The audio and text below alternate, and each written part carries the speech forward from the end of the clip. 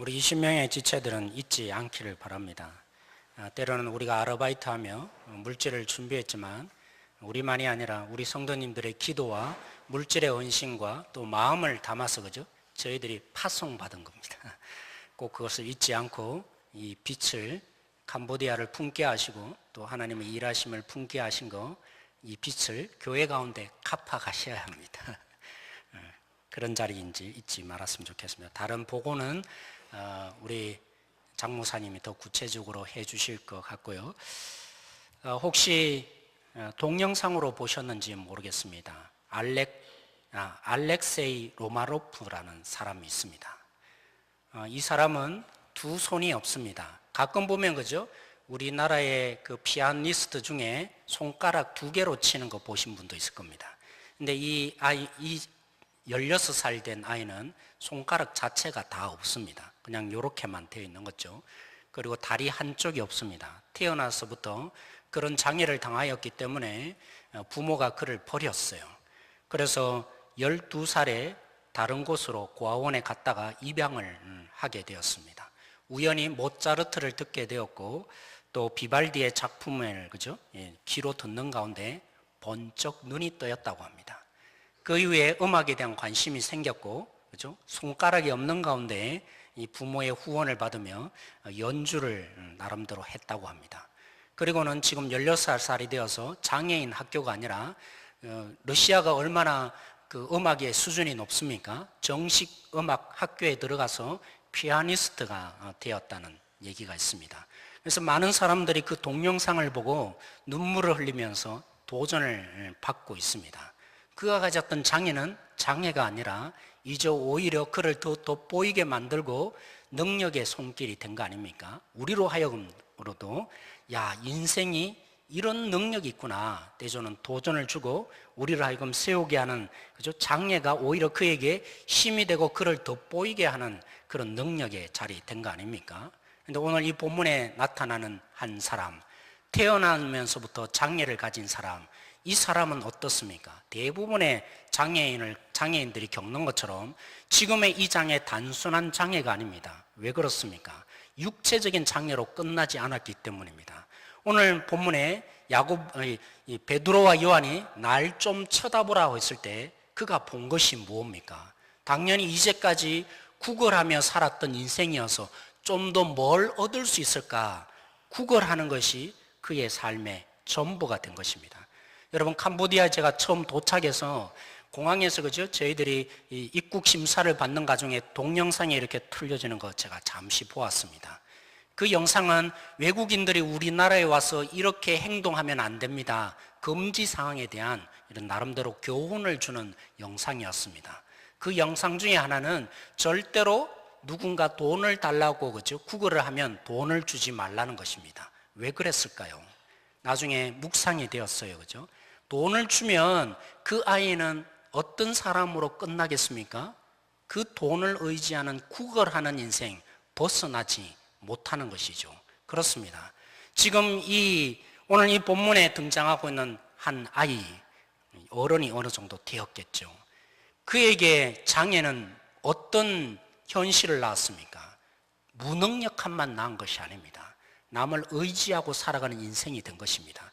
물론 다른 사람, 알지 못하는 사람이 그를 성전에 데려와서 구걸할 수 있도록 도와주었는지 모르지만 그 도움의 손길이 무엇을 일으켰습니까? 오히려 남을 더 의지하는 구걸의 인생을 살게 했습니다. 뿐만이 아닙니다. 유대 사회를 조금 더 이해하고 나면 유대 사회에서 장애인이 뭡니까? 예배의 자리에 올 수 없는 것입니다.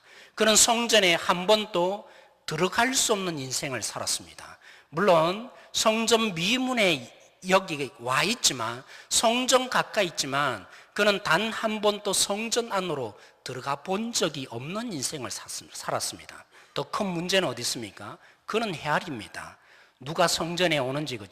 마치 제가 우리 성도님들이 주일날 오늘은 이분이 빠졌네, 저분이 안 오시네, 또 이분이 출석했네, 대부분 아는 것처럼 제가 볼 때는 이 구걸하는 사람도 성전 미문에서 보았을 것입니다. 출석하는 사람이 누구인지, 또 그들이 기도를 언제 하는지, 또 그들이 언제 예배를 드리며 또 언제 하나님께 가장 가까이 오는지를 누구보다도 가장 잘 헤아릴 수 있는 어디에 있었다고요? 성전 미문에 있었다고 합니다. 여러분, 그의 인생은 이 성전 미문과 완전히 대조됩니다.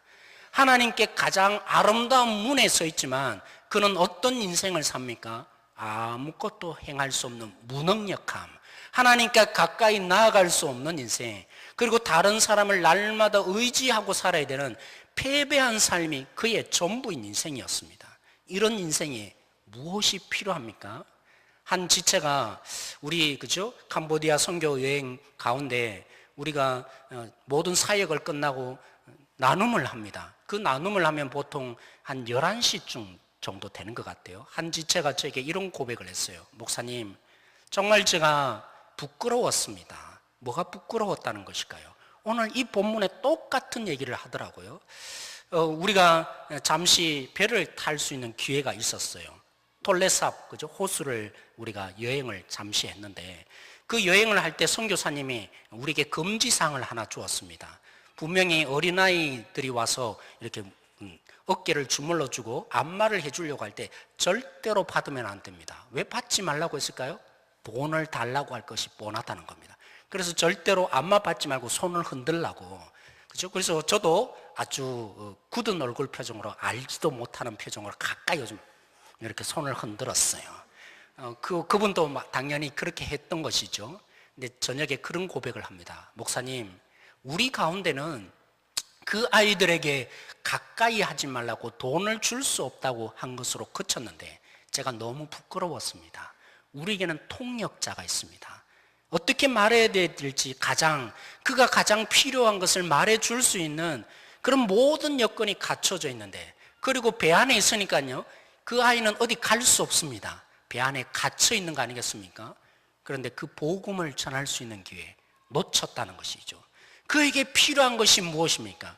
오늘 이 본문에 이 베드로와, 제가 야고보를 자꾸 하는데, 베드로와 요한이 장애를 가지고 있고 무능력하고 사회에서도 낙오자이며 날마다 다른 사람을 의지하고 살아야 되고 하나님이 누구인지, 또 하나님께 가장 가까이 성전 문 안에 있다고 하면서도 하나님께 기도해 본 적도 없고 자신의 장애를 놓고 하나님 낫게 해 주십시오 기도할 수도 없었던 이 사람에게 필요한 것이 무엇입니까? 금과 은은 내게 없지만 내게 있는 것으로 너에게 준다. 무엇을 주었습니까? 예수 그리스도의 이름으로. 예수님, 이 베드로와 요한이 가졌던 가장 소중한 예수님을 그에게 전해주는 것이 그의 인생의 해답인 줄 너무나 알고 있었던 것이죠. 그래서 그 지체도 똑같이 고백했어요. 가장 중요한 것을 나누어 줄 수 있었을 텐데, 전혀 문제가 되지 않는, 통역에 문제가 되지 않는 사람이 바로 옆에 앉아있었는데 불구하고 그저 무관심하게 내버려 두었던 것이 너무나 부끄럽고 아프다고. 사랑하는 성도 여러분, 오늘 우리에게 무엇이 인생의 해답입니까? 저는 우리 선교사님을 통해서 왜 이상호 선교사님을 특별히 우리 20명의 지체들이 선교 여행을 다녀오면서 만나게 하셨는지 저는 생각해 봅니다. 이상호 선교사님이 그 얘기를 종종 하셨어요. 한국 교회가 가졌던 선교의 실패, 물량주의로 나가서 그냥 선교의 현장 가면 보여주려고 교회를 세우고 십자가를 세웠는데 지금 어떤 일이 벌어지고 있습니까? 1년에 한두 차례 단기 선교팀이 올 때만 문을 여는 교회, 그런 실패한 선교의 현장이 되었다고. 왜 하나님이 우리 선교사님을 통해서 이 목소리를 듣게 하셨을까요? 사랑하는 성도 여러분, 때로는 그렇습니다.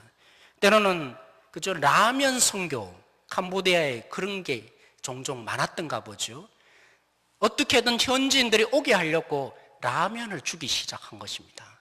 라면을 주면 때로는 그걸 받기 위해서 오지 않겠습니까? 근데 그게 역효과를 낳았다는 것입니다.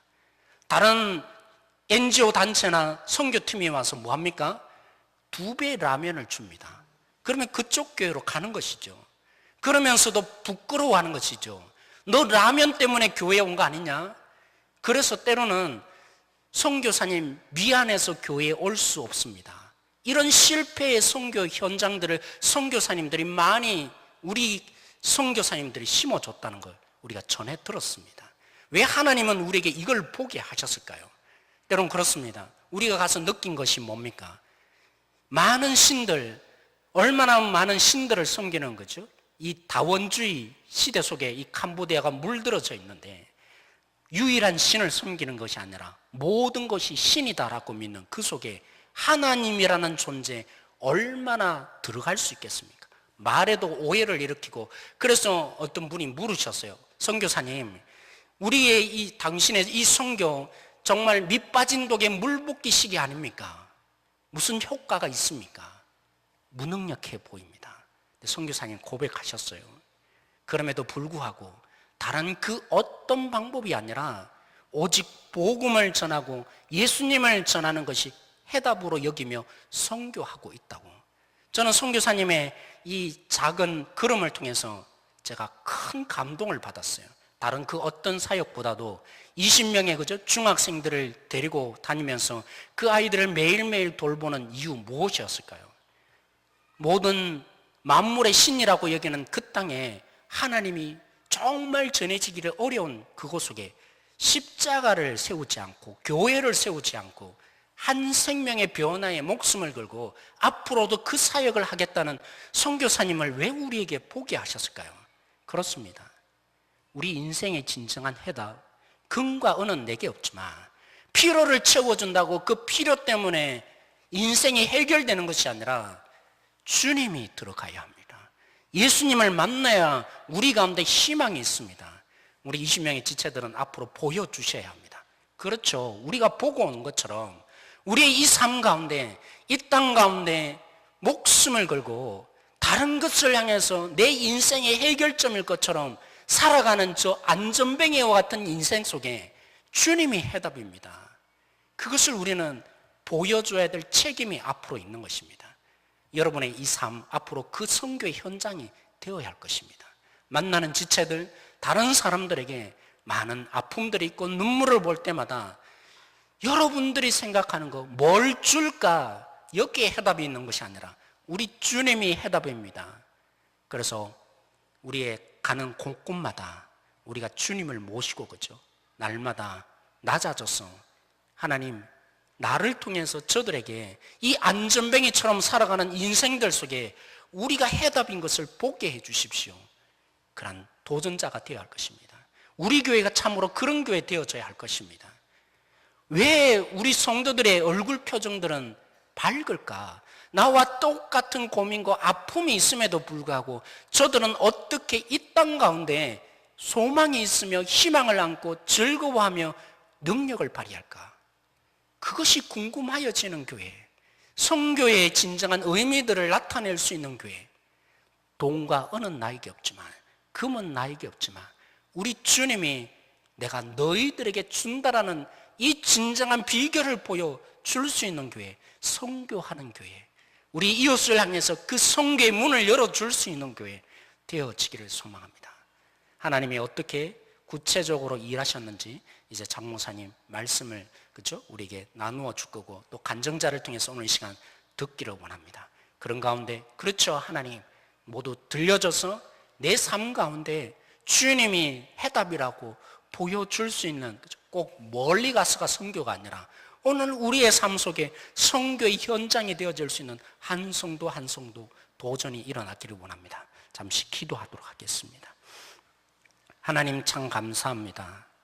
우리 가운데 특별히 보게 하신 것은 주님이 해답이라고, 돈과 물질이 없지만 우리 가운데 이 모든 인생의 문제의 장애 속에 벗어날 수 있는 유일한 해결, 우리 주님이라고, 우리 속에 계신 주님이 얼마나 소중한지를 깨달아지고 그래서 그 주님을 보여줄 수 있는 선교의 현장 되게 하여 주십시오.